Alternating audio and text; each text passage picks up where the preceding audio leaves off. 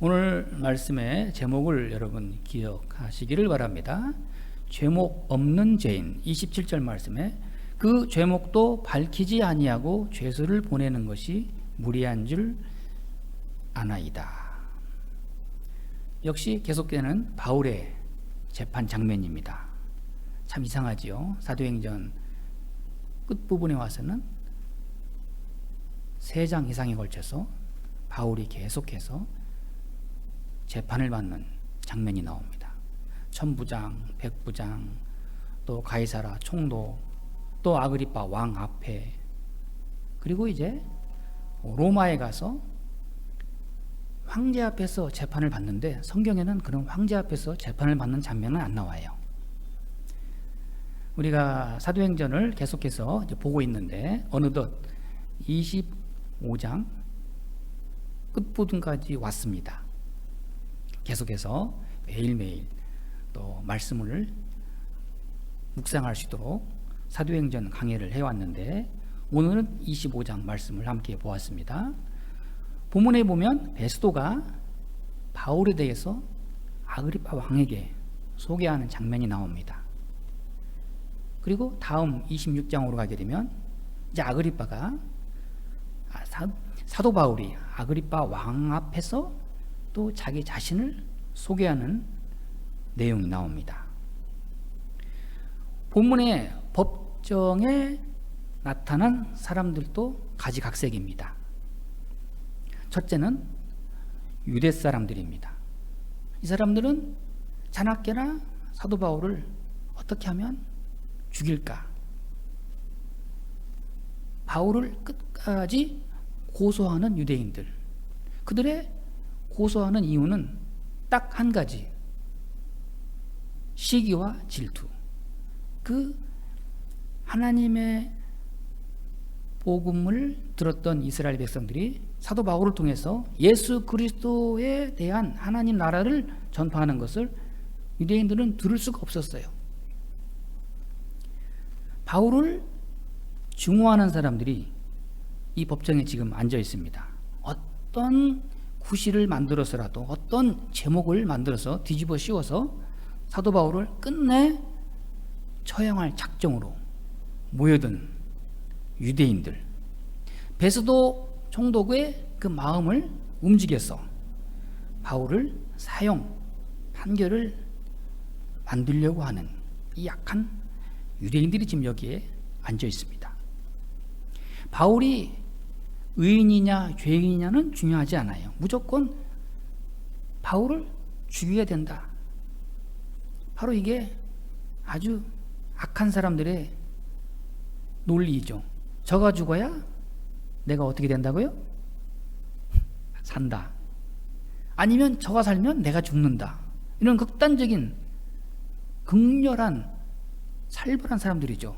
그런데 그렇게 하면 안 되죠. 우리 믿는 사람들은 저도 살고 나도 살고 서로 같이 합력하여 살아갈 생각을 해야지. 저 사람 때문에 내가 못 살겠다. 저 사람만 없으면은 내가 정말 좋을 텐데. 이런 생각은 약한 생각이죠. 그렇기 때문에 그리스도인들이 이 세상에서 핍박을 받는 것입니다. 자, 둘째는 베스도 총독입니다.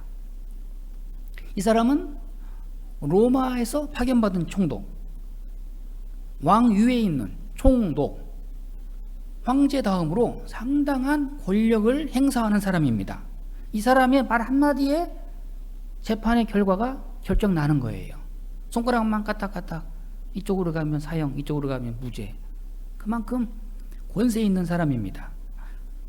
그런데 문제는 이 사람이 정당한 재판을 하려고 하는 생각은 하지 않고, 이 사람도 그랬고 그 전에 총독도 그랬고 바울을 잡아다가 옥에 가둬놓고는 2년 동안 사람을 제목도 정하지 않고 감금해 놓고서는 어쩌다가 한번 찾아가서는 성경에 보았잖아요. 24장에 보면은 바울에게 혹시 돈이 있을까 그런 바람이 있는 총독도 있고, 또 이 베스도 총독은 대개 보면 좀 정치하는 사람들의 특징이 뭐가 있을까요? 정치하는 사람들은 우리 생각에 탁 떠오르는 하나가 있잖아요. 아주 수단이 굉장하죠.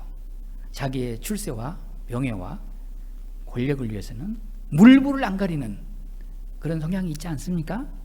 그런데 당시에 로마에서 파견받은 이 총독, 이 사람은 사도 바울을 2년 동안 감옥에 가둬놓고 정당한 재판을 하려고 하는 마음은 하나도 없고, 어떻게 하면 이 사도 바울을 통해서 유대인들의 마음에 환심을 살까, 인기를 얻을까, 항상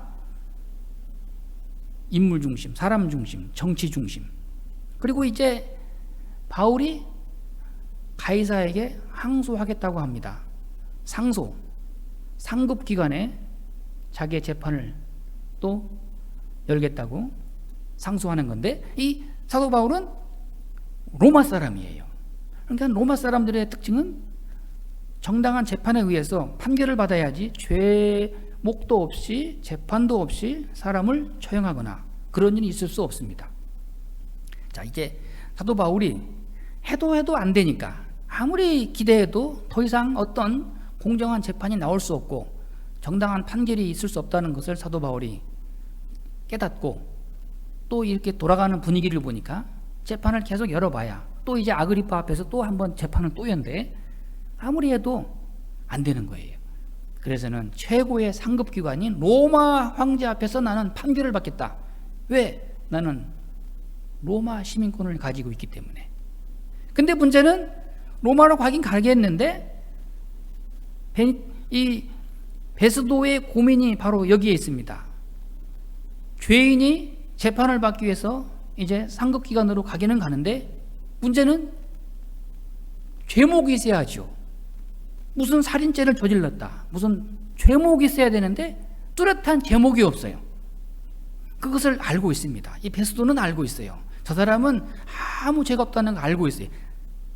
그러면 어떻게 될까요? 알고 죄가 없다는 것을 알고 있고 알았으면 자유인으로 석방을 해줘야 되잖아요. 그 석방도 하지 않고 감옥에 가둬놓고 정당한 재판도 않고, 사도 바울은 이제 황제에게 상소한다 그러니까 상소할 때 무슨 제목을 기록해서 보내야 되겠는데 마땅한 제목이 없어요. 오늘 본문에 보니까 그 제목도 밝히지 아니하고 죄수를 보내는 것이 무리한 일인 줄 아나이다.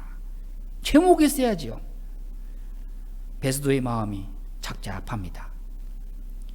그 다음에 이제 아그리파 왕이 나오잖아요. 오늘 본문에 이 사람은 유대 나라의 왕이었습니다. 헤롯 왕과의 그런 형제입니다. 이 사람은 예루살렘에서 일어난 예수 그리스도의 십자가 사건을 잘 알고 있고, 또 로마 여러 가지 상황을 알고 있으면서 또한 사도 바울에 대한 소문도 많이 들었던 아그리파 왕이에요. 근데 오늘 본문에 보니까 이 사람이 직접 이제 사도 바울을 만나게 됩니다. 이 아그리파, 이 사람도 굉장히 정치적인 사람입니다. 아주 중학교 때 미술학원을 조금 다녔는데 올해는 안 다녔어요. 조금. 근데 처음에 미술학원을 가면 이제 그 연필로 데생을 합니다. 스케치를 하면서. 근데 거기 이렇게 흉상이 있어요. 머리가 딱 있는데, 아이고 그냥 이 머리가 아주 칼로 깎은 것처럼 촥촥촥촥 만들어졌는데, 야, 난 궁금했어요. 저 사람 누구의 얼굴일까? 근데 거기 써 있더라고요. 아그리파 왕. 그러니까 그 인상이 로봇처럼 생겨가지고 착착착, 그걸 앞에다가 딱 앉혀놓고 이제 연필로 이렇게 하면서 이제 스케치를 하는 거예요. 그 데생을. 근데 그걸 보면서, 야, 저 사람 진짜 그 얼굴 진짜 아주 그냥 살벌하게 생겼네. 뭐 저런 사람이 다 있나? 그런 사람이 아그리파 왕. 그래서 미술학원마다 하나씩 기본으로 갖추어져 있는 흉상이 바로 아그리파 왕. 바로 이런 정치적인 사람. 그 다음에 이제 아그리파 왕이 데리고 온 여인이 있어요. 오늘 본문에 보니까 버니게라고 하는 유대인 여자입니다. 이 사람의 아그리파 왕과 버니게, 이 둘의 관계도 좀 특이합니다. 부부가 아니에요. 그런데 어쩌다가 둘이 같이 함께하고 있습니다. 또 이 두 사람은 서로 남매지간이에요. 참 이상한 관계죠. 이렇게 해서 지금 아그리파와 함께 이 버니게라는 이 왕후 두 사람이 어깨에 힘을 주고 탁 지금 위세를 떨치고 있습니다. 그 다음에 거기에 방청객들이 앉아 있습니다. 한마디로 말하면 구경꾼들이에요. 천부장들, 또 여기 권력자들이 여기 와서 지금 사도 바울의 재판을 지켜보고 있습니다. 그런데 여기에 가장 중요한 인물이 누구일까? 사도 바울이지요. 바울은 지금 참 초라하기 그지없습니다. 또 한편 억울하기도 해요. 그 모든 사람들 앞에 앉아있는 사도 바울, 어쩌다가 이렇게 하나님의 사람 예수 그리스도의 사도된 바울이 이렇게 초라하게 손에는 포승줄에 묶여있고 발에는 족쇄에 채워져 있고 옷도 누더기 옷을 걸치고 2년 동안 감옥에 있었으니 얼마나 그 외모가 정말 볼품이 없지요. 그렇게 초라한 행색을 하고 거기에 죄수의 신분으로 앉아있는 이 사도 바울, 그럼에도 불구하고 바울은 대상이 누가 됐든지 간에 어떤 상황이든지 간에 사람들만 모이면 거기에서 이번이 마지막 기회다 하는 그 절박한 심정으로 모든 사람들 앞에서 복음을 전파합니다. 그 점이 중요합니다. 우리는 그리스도인들로서 우리가 세상 사람들과 비교하면 세상 사람들에게 보이는 우리의 모습은 그렇게 굉장히 화려하고 잘 나가는 사람들이 아닐 수 있지만, 비록 사람들 앞에서 우리가 초라하게 보일 수 있지만 우리는 하나님의 나라의 사신으로서, 그리스도의 사람으로서, 복음 전파자로서 당당해야 합니다. 어떤 사람을 만나든 어떤 상황에 있든 그 순간이 복음을 전할 기회이다. 당신도 복음을 들어야 됩니다. 나의 외모와 인간적인 것을 볼 것이 아니라 내 입에서 나가는 복음을 들으십시오. 이게 복음 전도자의 사명이죠. 사도 바울, 그는 계속 기회가 주어질 때마다 간절한 마음으로 복음을 전해왔고 또 이번이 마지막 기회다 하는 그 절박한 심정으로 오늘 이 자리에 앉아 있습니다. 이제 23절에 보게 되면 한번 보시기 바랍니다. 그 다음 날 아그리빠와 버니게가 크게 위험을 갖추고 와서, 여기 보면 위험을 갖추고 뭘 갖췄을까? 이 사람은 아그리빠는 왕이에요. 아마 무슨 왕의 신분의 옷을 입었을 것 같아요. 자색 옷. 텔레비전에 사극에 보면은 임금님이 입는 옷은 다 화려하잖아요. 머리에는 뭐가 있습니까? 출렁출렁한 그런 보석이 박혀 있는 왕관이 있을 것이고, 또 옷은 또 아주 왕의 옷을 입었을 것이고, 또 베니게는 어떻게 그 옆에 딱 붙어 앉아가지고 왕의 옷을 차림을 입고 아주 근엄하게 어깨에 힘주고 목에 힘주고 죄수 이렇게 앉아있어요. 이게 바로 위엄을 갖추고 지금 높은 권세를 자랑하고 있는 이 그들의 모습, 거기에 비하면 사도 바울의 모습은 죄인의 신분이고 정말 외모로 보나 그의 신분으로 보나 볼품이 없어요. 그러나 다시 한번 강조하지만 비록 죄수의 신분이지만 재판을 받는 심정이지만 그는 영적 권세가 있는 사도 바울입니다. 그의 마음은 평안해요. 평안하고 할렐루야. 그리고 나중에 보면 아그리빠 왕 앞에서 다시 한번 일장 연설을 합니다. 아그리빠 왕이여, 내가 이렇게 포로된 것 외에는 당신이 나와 같기를 바랍니다. 26장에 보면 나오잖아요. 어쩌면은 아그리빠 왕이 사도 바울을 딱 바라보는 순간 처음에 봤을 때는 참 소문은 듣던 사도가 아닌 것 같아. 아유 별것도 아니네. 그랬을 텐데 사도 바울의 이 복음 전파의 당당함을 보고 그는 기가 놀려서 권세가 꺾이는 것을 볼 수 있습니다. 우리는 하나님의 나라의 신분을 가지고 있는 하늘나라의 시민권을 가진 하나님의 사람인 것을 자랑스럽게 여기고 이 땅에서 복음 전할 사명을 갖고 있다는 것을 특권으로 알고 우리가 복음 전하는 그 일을 더욱더 충성스럽게 함으로 인해서 하나님 앞에 더욱더 칭찬받는 우리 모두가 되기를 바랍니다.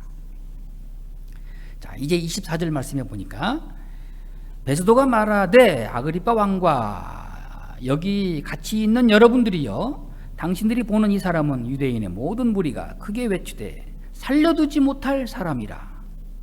이게 참, 이 베드로가 볼 때는, 베스도가 볼 때는 이 사도 바울이 어떤 사람으로 보입니까?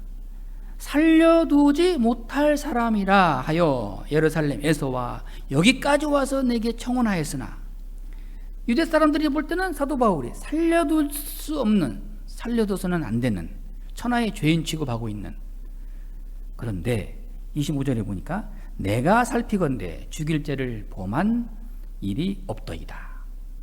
바로 여기에 문제가 있죠. 베스도가 볼 때는 아무리 뒷조사를 해봐도 사도 바울이 무슨 살인을 했다거나 반란을 일으켰다나 이렇게 크게 사형의 판결을 받을 만한 죄를 범한 일이 없더이다. 그러면 석방해야 되는데 이거 그렇게 안 되고 하지도 못하고 지금 이런 가운데서 그가 황제에게 상소한 고로 보내기로 결정하였나이다.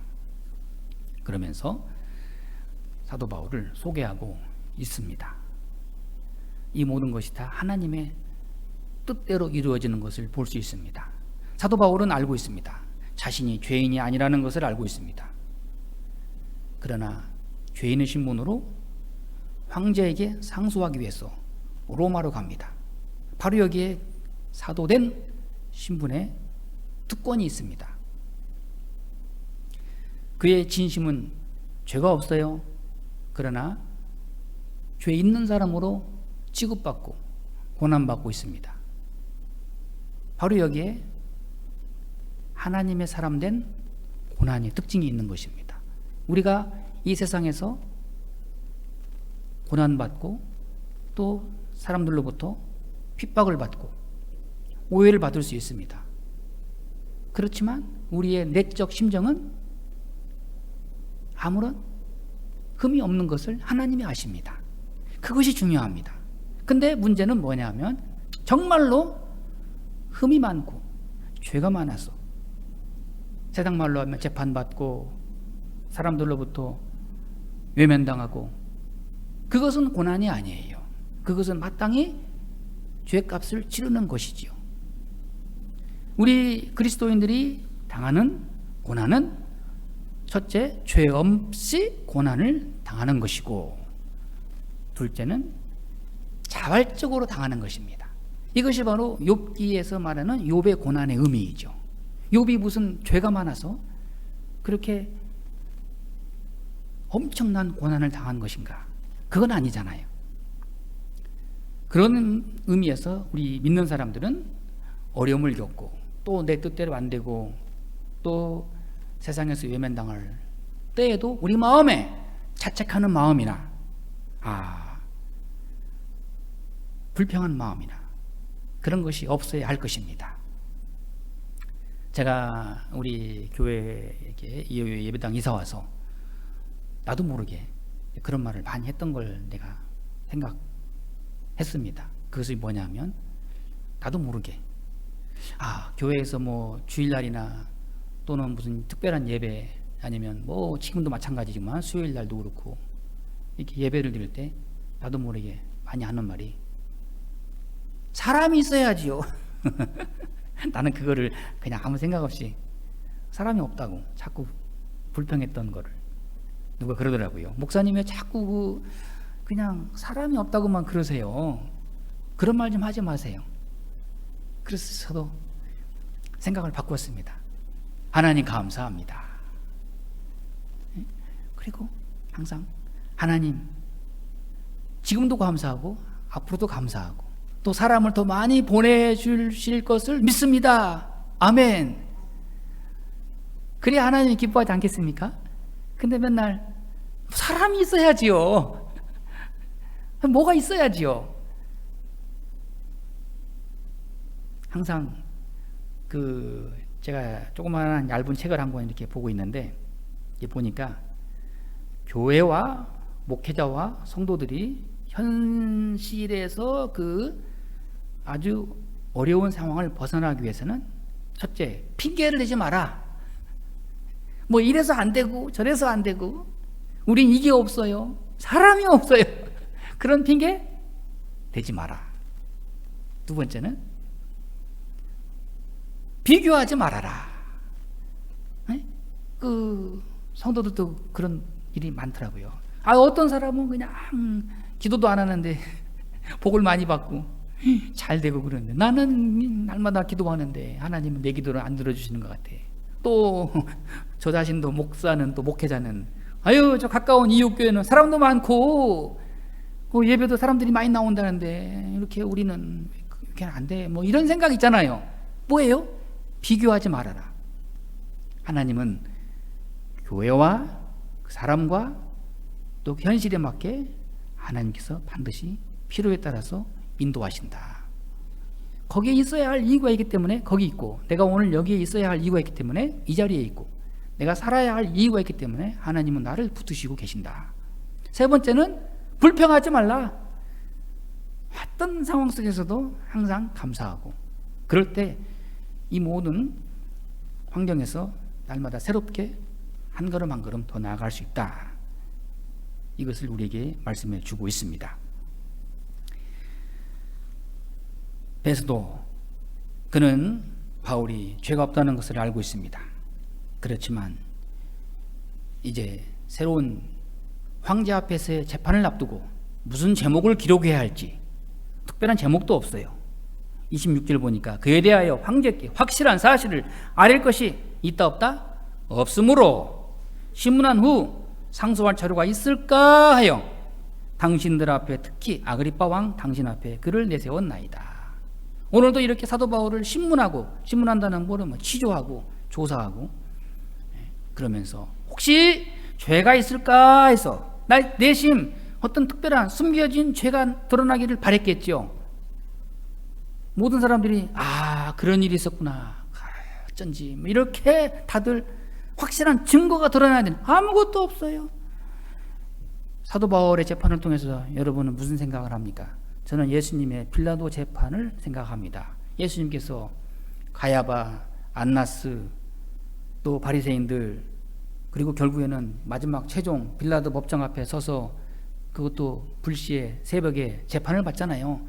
그러면서 빌라도는 예수님을 보고 죄가 없는 것을 알고 대야에 손을 씻으면서 나는 무죄하다, 너희들 뜻대로 하라, 그 십자가의 죽음을 내어주잖아요. 그리고 이 빌라도 법정, 죄가 없는 예수님을 십자가의 처형으로 내주 이 빌라도, 그리고 우리가 사도신경 고백할 때 빌라도에 의해서 십자가에 못 박아 죽으시고, 그 얼마나 참 있을 수 없는 재판이죠. 그럼에도 불구하고 사도 바울은, 중요한 건 우리의 초점은 어디에 있느냐? 사도 바울이에요. 하나님의 사람, 하나님이 하시는 일. 그래서 27절에 보니까 그 제목도 밝히지 아니하고 죄도 없이, 특별한 제목이 없이 죄수로 보내는 것이 합당하지 않은 줄 알면서도 계속해서 이렇게 나는 재판을 강행하고 있다. 여기에 사도 바울은 아무 말이 없습니다. 그리고 이 과정을 통해서 하나님의 나라를 바라보면서 오직 하나님 앞에서 하나님의 사람다움으로 떳떳하고 진실하고 충성된 사도로 우리에게 보여주고 있습니다. 왜냐하면 하나님 앞에서는 진실이 통하고 하나님의 사람인 것을 확신할 때 그 어떤 상황 속에서도 사람에게 우리가 치이지 않고 세상에서 우리가 또 외면당하지 않고 하나님이 우리를 바라보신다고 생각할 때, 우리가 하나님 앞에서 서 있다고 그렇게 믿고 확신할 때 어떤 상황도 당당하게 이길 수가 있습니다. 예수님 말씀을 우리가 기억할 수 있기를 바랍니다. 의를 위하여 핍박을 받는 자는 복이 있나니 천국이 저희 것임이라. 또 너희가 죄 없이 공회에 끌려가서 재판을 받게 될 것이나 그때 무슨 말을 할 것인가 걱정하지 말아라. 현장에 가면 너희에게 할 말을 내가 주리라. 바울은 지금 그런 자리에 있습니다. 예수님 말씀을 얼마나 깊이 묵상하고 있을까? 우리는 그런 마음을 가지고 살아가야 할 것입니다. 하나님의 나라는 오늘도 우리 기도하는 사람을 통해서 세워지고 있습니다. 하나님은 오늘 이 세상 모든 사람들을 통해서 하나님의 공의가 실현되기를 원하고 또 그렇게 만들어 가십니다.